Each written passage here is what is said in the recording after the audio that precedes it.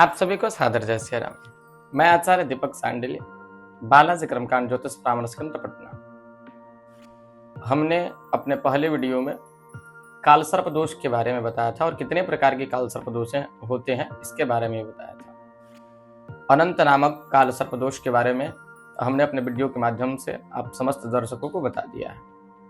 आइए आज हम बात करते हैं काल सर्पदोष जो 12 प्रकार के होते हैं, उनमें द्वितीय काल सर्पदोष कौन है। जैसे कि पहले के जैसा ही लग्न चार्ट बना हुआ है, जन्मांक चक्र बना हुआ है। देखिए यहाँ काल सर्प योग 2 नंबर पे कुलिक नामक काल सर्पदोष आता है। 2 नंबर पे कुलिक नामक काल सर्प दोष आता है। अब यह कुलिक नामक काल सर्पदोष आपके जन्म कुंडली में है या नहीं है, इसको आप कैसे पता करेंगे।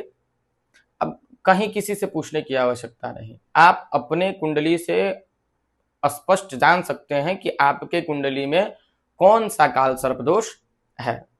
हमारे साथ वीडियो के अंत तक बने रहें थोड़ी धैर्यता के साथ, तब आप अच्छे से इस विषय को समझ पाएंगे। आइए, कुलिक काल सर्पदोष, जब राहु लग्न स्थान में न होकर के धन स्थान, कुटुंब स्थान, द्वितीय स्थान में हो और केतु सप्तम में ना होकर के अष्टम में हो। जब राहु द्वितीय स्थान में और केतु अष्टम स्थान में हो, तब जाकर के कुलिक नामक काल सर्पदोष का निर्माण होता है। जैसे और यहां राहु द्वितीय स्थान में, केतु यहां ना होकर के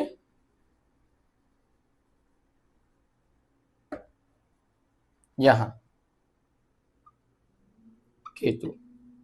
अन्य सभी ग्रह, अब यहां शनि हो जाए,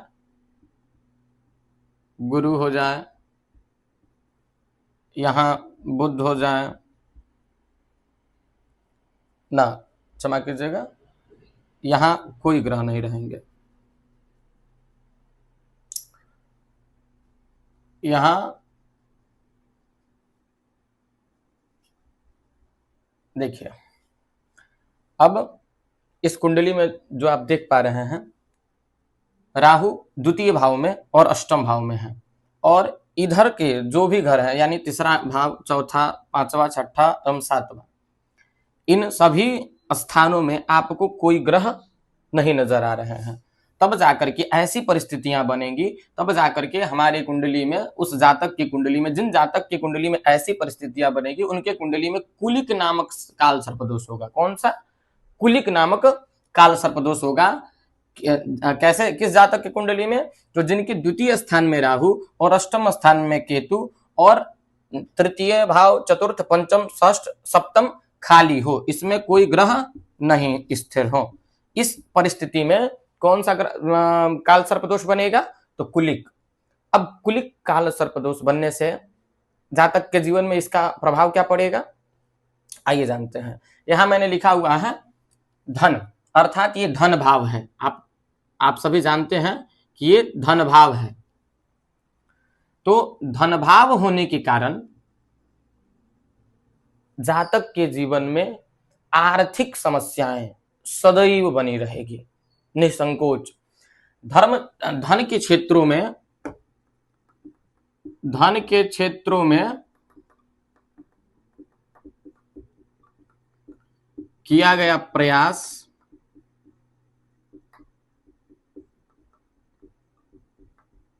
असफल रहेगा, असफलता प्रदान कराएगा।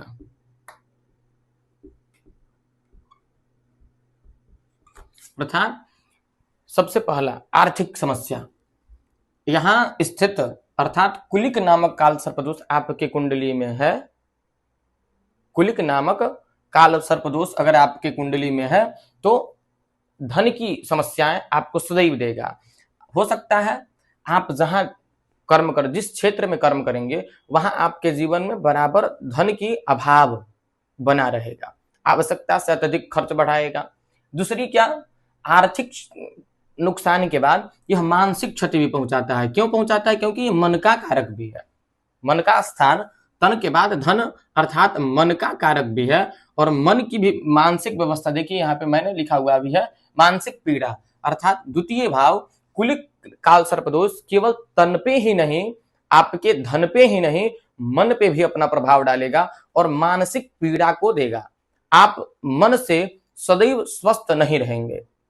दूसरी, आप चिड़चिड़ापन हो जाएंगे, विषैला व्यवस्था, तुरंत टीना जानते हैं ना, टीन एक प्रकार का धातु आता है, वह तुरंत गर्म हो जाता है और तुरंत नरम हो जाता है। तो ये प्रभाव, चूंकि मानसिक व्यवस्थाएं आपकी व्यथित रहेगी, मन को व्यथित करता रहेगा, इसलिए आप मानसिक पीड़ा से ग्रसित हो जाएंगे। मानसिक समस्याएं आपके मन में सदैव बनी रहेगी। आप किसी के प्रति भी अच्छा सोचेंगे या करेंगे, फिर भी आपको अपयश प्राप्त होगा, क्योंकि जब आप धन से और मन से तंदुरुस्त नहीं होंगे, तब आप किसी की व्यवस्था और किसी का सहयोग नहीं कर सकते हैं। मानसिक पीड़ा के साथ साथ सामाजिक समस्या। अब सामाजिक समस्या क्यों मैंने लिखा? कुलिक काल सर्पदोष, ये आप भी जानते हैं कि जब धन और मन दोनों से आप व्यथित रहेंगे और पीड़ित रहेंगे, तो समाज आपके साथ नहीं हो सकता है। समाज में आपकी पद प्रतिष्ठा नहीं मानी जा सकती है, समाज में आपका एक अलग सम्मान नहीं हो सकता है। तो ये कुलिक काल सर्पदोष समाज की आर्थिक, मानसिक और सामाजिक समस्याओं को प्रदान करने वाला है। तीसरा, जब ये धन की व्यवस्थाएं गड़बड़ होगी, सामाजिक व्यवस्थाएं गड़बड़ होंगी, मानसिक व्यवस्थाएं गड़बड़ होंगी, तो ये समझिए कि आपके स्वास्थ्य पर इसका बुरा प्रभाव अवश्य पड़ेगा, और ये इसके साथ साथ स्वास्थ्य संबंधित समस्याओं को भी प्रदान करेगा। अतः ये इनके इसका फल है। अगर आपके कुंडली में, मैंने पहले ही बताया, अगर आपके कुंडली में कुलिक नामक काल सर्पदोष है, अर्थात कुलिक काल सर्पदोष कैसे होगा? द्वितीय भाव में राहु और अष्टम भाव में केतु और मध्य की समस्त ग्रह घर जो है आपके कुंडली का वह रिक्त हो, तो आपकी कुंडली में कुलिक नामक काल सर्पदोष बनेगा। ठीक है, अब आइए अब जानते हैं कि क्या जीवन पर्यंत हमें इनके प्रभाव में रहना होगा। जीवन पर्यंत, अगर चूंकि कुंडली में तो आपके बन जाएंगे दो यह योग, तो क्या आपको इसका प्रभाव जीवन पर्यंत सहना पड़ेगा? आप जीवन पर्यंत प्रयास करते रहेंगे, फिर भी आपको धन की प्राप्ति नहीं होगी, आपके कार्य क्षेत्रों में समस्याएं उत्पन्न होती रहेंगी? नहीं, ऐसा नहीं होता, क्योंकि ग्रह जो होते हैं वो आगे पीछे जाते आते रहते हैं। तो आपके व्यवस्था ये जानिए कि हमारे, अब इसका फल जानिए कि हमारे जीवन में सहयोग किस प्रकार का, हम क्या उपाय करें जिससे हमारे कुंडली में कुलिक काल सर्पयोग होने के बावजूद भी हम इन समस्त इस कुलिक काल सर्पदोष के दुष्प्रभावों से बचें। तो सबसे पहला, जल का दान। आप जल का दान करें, जल का दान करें। दूसरा,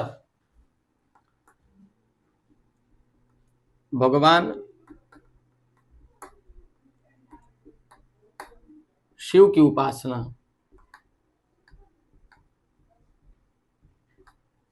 के साथ, शिव की उपासना के साथ नाग देवी, एक जिसे मनसा देवी भी कहा जाता है, भगवती मनसा देवी की उपासना करें। देवी की पूजा करें और अन्न, भूखों को, जो गरीब पारिश्रमिक लोग हैं, परिश्रम करते हैं, जिनका परिश्रम के सहारे घर चलता है, उनको भोजन का दान करें, भोजन दान। और भगवान शिव को तिल मिश्रित तांबे के पात्र से भगवान शिव को नित्य प्रतिदिन जल चढ़ाइए। इतना करने से आपके जो कुंडली में कुलिक नामक काल सर्प दोष होगा, इसका दुष्प्रभाव आपके जीवन में कम पड़ेगा। भगवान शिव की कृपा होगी और उनकी कृपा होगी तो आपको ये जितना समस्या कुलिक नामक काल सर्प दोष से उत्पन्न बताया गया, उन सभी समस्याओं में कमी आएगी। पुनः आज के लिए इतना ही। अब अगले वीडियो में अगले वीडियो में आप हमसे मिलेंगे और उस समय हम लोग वासुकी नामक काल सर्पदोष का जानेंगे कि उसका क्या प्रभाव है और उसका क्या दुष्प्रभाव है, फिर उसका क्या फल है। आज के लिए इतना ही। आप सभी को सादर जय श्री राम।